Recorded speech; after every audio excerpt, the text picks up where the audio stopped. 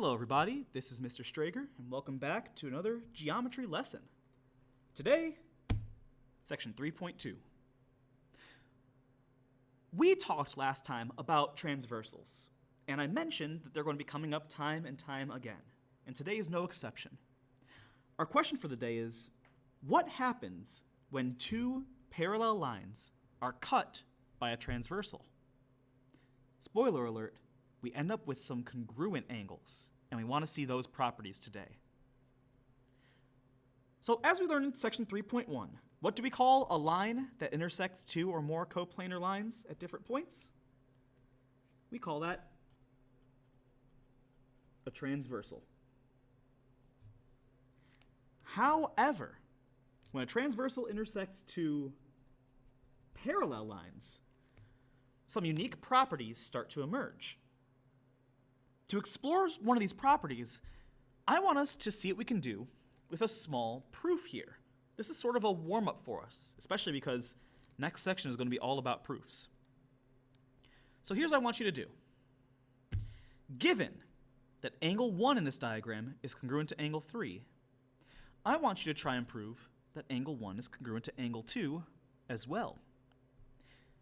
Pause the video, give yourself 5 minutes time, and in those 5 minutes, or when that 5 minutes ends, come back and we'll take a look to see how you did.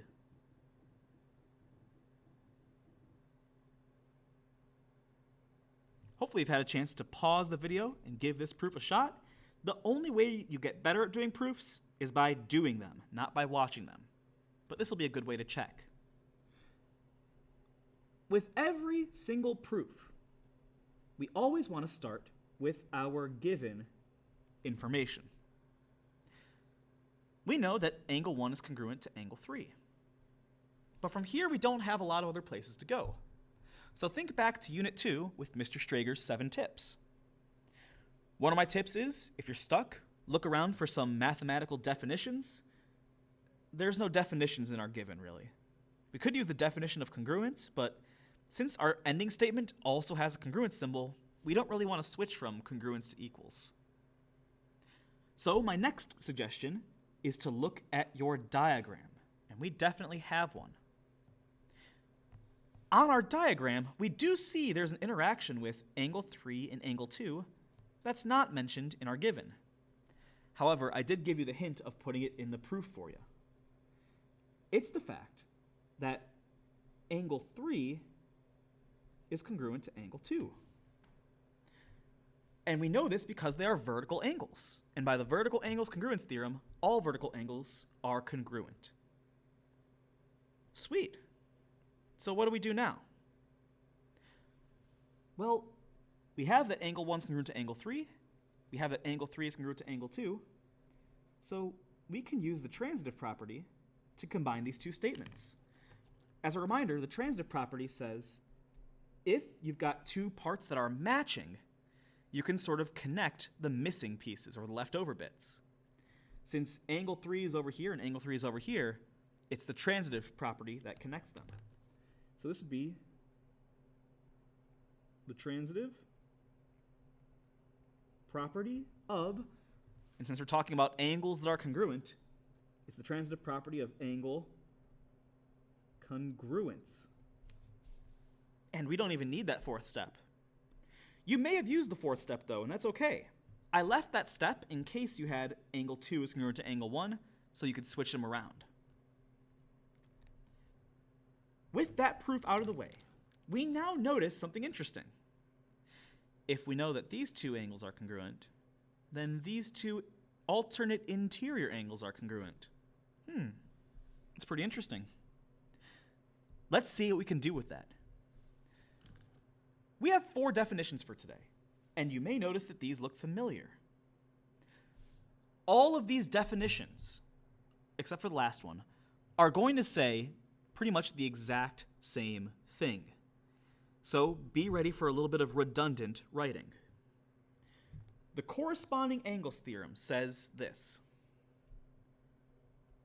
If, and I'm going to write this part in green, parallel lines are cut by a transversal, then corresponding angles are congruent. Let's see this in a diagram. What this is telling us is, if we make a diagram wherein two of the lines are supposed to be parallel, which I'll mark off with these little markers here, then any two corresponding angles are congruent. Let's call this angles 1, 2, 3, 4, 5, 6, 7, and 8. This is telling us not only would 1 and 5 be corresponding angles, but they would be congruent as well. There is an example. The rest of these all follow the exact same format. It always starts with if parallel lines are cut by a transversal. You have to have parallel lines being cut by a transversal for this to work. It wouldn't work in the examples of last section, for instance. If parallel lines are cut by a transversal, then alternate interior, which I'm going to abbreviate as alt-int, angles are congruent. So, for instance, 3 and 5, or 4 and 6. Those would be congruent as long as, whoops, I didn't mean to say that, I meant to say they're congruent, as long as the lines they're on are parallel. And I told you it was going to be a lot of redundancy here. For alternate exterior angles, it's the exact same thing. If parallel lines are cut by a transversal, then alternate exterior angles are also congruent. And it looks that way too, even when we see it from the diagram. If I was to look at angles 2 and 8, for instance, those two look to be the same angle. Angle 2 is congruent to angle 8. Now, the only one that's a little different is consecutive interior angles. Because if we looked at, for instance, angles 3 and 6, those don't look to be congruent, but they do still have a special property. If parallel lines are cut by a transversal, then the consecutive interior angles are not congruent, but supplementary. In other words, it's not true that 3 and 6 are the same, but it is true that the measure of angle 3 plus the measure of angle 6 equals 180 degrees.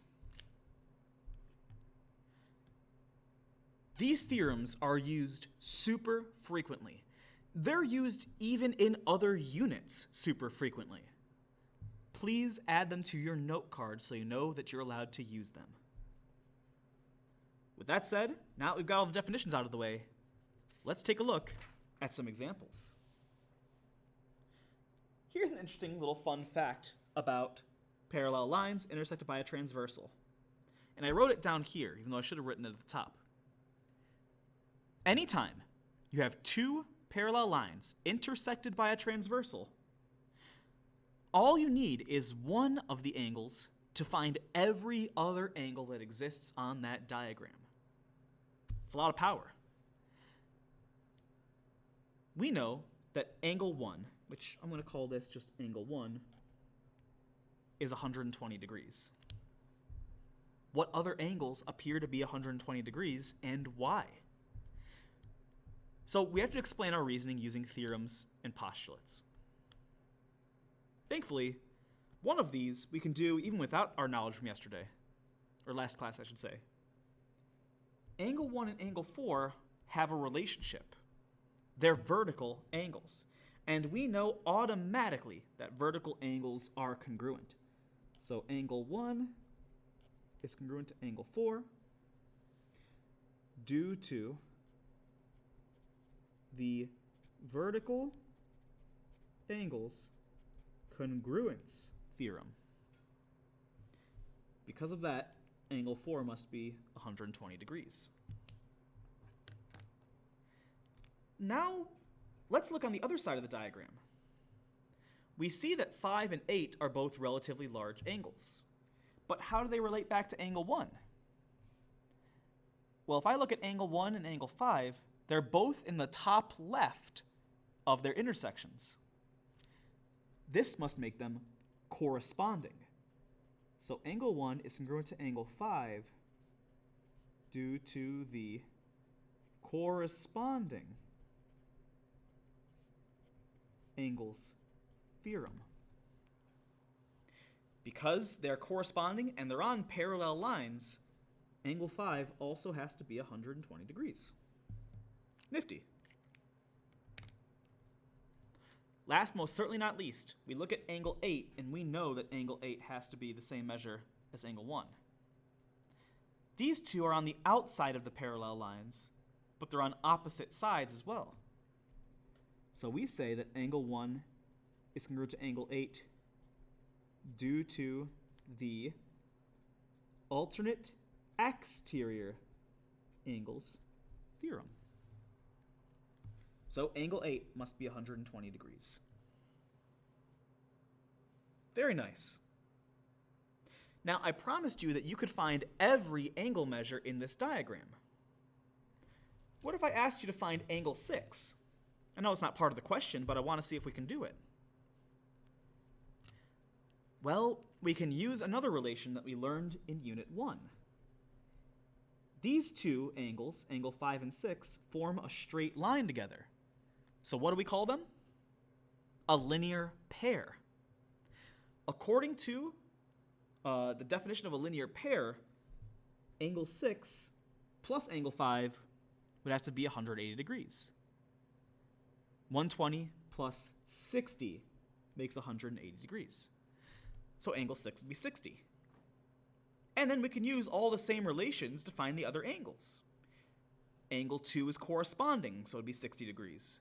Angle 7 is vertical, so it'd be 60 degrees. Angle 3 is alternate exterior, so it'd be 60 degrees. And you found every angle in the diagram. This is a great skill to have and to recognize, especially in example 2. For example 2, I'm going to demonstrate number 1, and then you're going to try out 2 and 3. So let's take a look at number 1. It says to solve for the missing variable and to show your work. And what we have here is a 115 degree angle in the top left, and then x plus 5 over here. Now, looking at those two angles, there is zero relationship between this angle up here and this angle down here. They're not alternate interior, they're not alternate exterior, corresponding, consecutive, none of that. But we just learned that we can find any angle we want in a diagram. If we could find a different angle that does have a relationship with x plus 5, we might be even able to solve and find out what x is. Luckily, we've got angle 4 here. Since angle 4 is vertical with the 115 degree angle, we know that it too must be 115 degrees. Now we see something very interesting. Angle 4 and our unknown angle are consecutive interior angles. So what does that mean for them to be consecutive interior angles? Well, it means that they add up to make 180. It means they're supplementary. So 115 plus x plus 5 equals 180 degrees. And this is something that we can simplify and solve. Right away, I recognize that 115 plus 5, those two can be combined. Even though there's parentheses right here, remember, parentheses aren't needed if everything shares the same operation.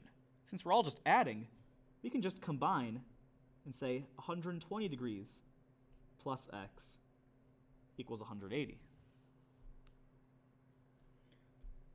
When we subtract 120 from both sides, we get that x is 60. So that is our missing variable. I want you to pause the video here, and I want you to try out 2 and 3. Come back to the video when you're ready to check your work. So pause now and give it a shot.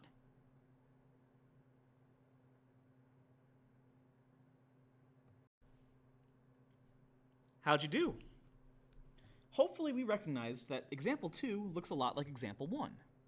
We need to manipulate some of the angles here, but we do find a pair of consecutive interior angles to help us. Consecutive interior angles are supplementary, so they add to make 180. For number 3, we don't need to do any manipulation of the diagram.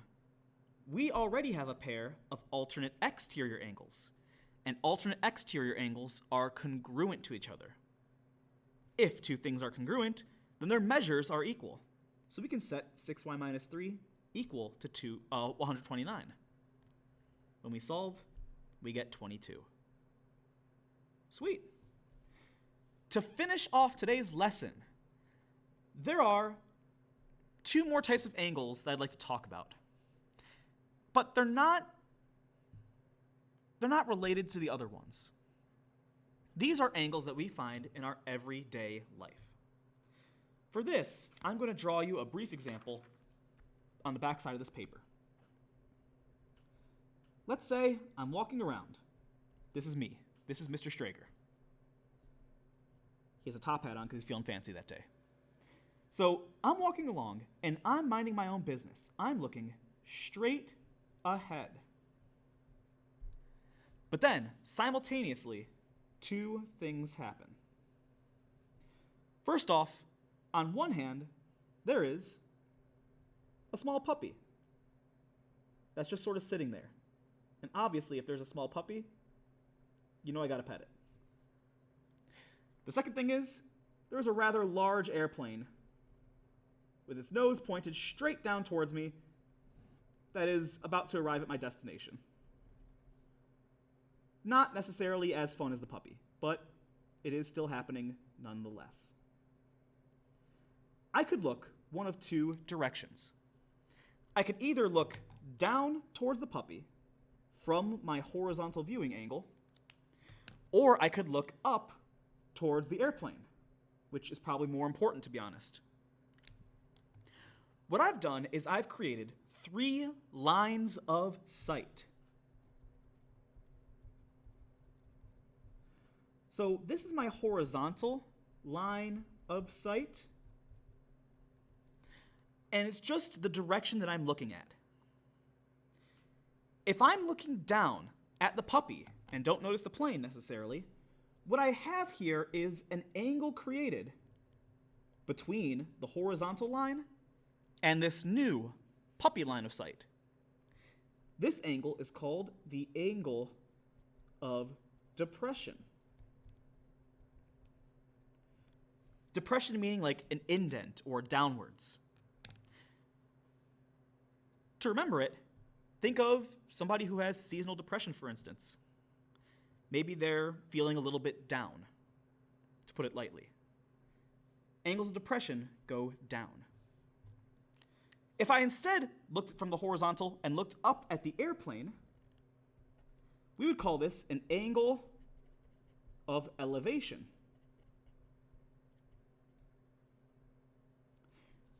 To remember this, where do elevators take us? Well, elevators take us up. So an angle of elevation is going from the horizontal, looking up.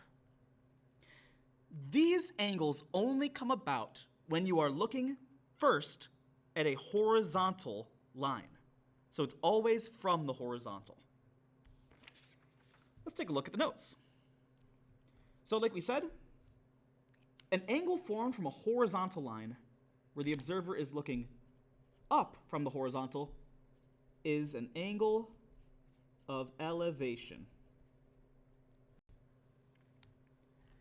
Meanwhile, an angle of depression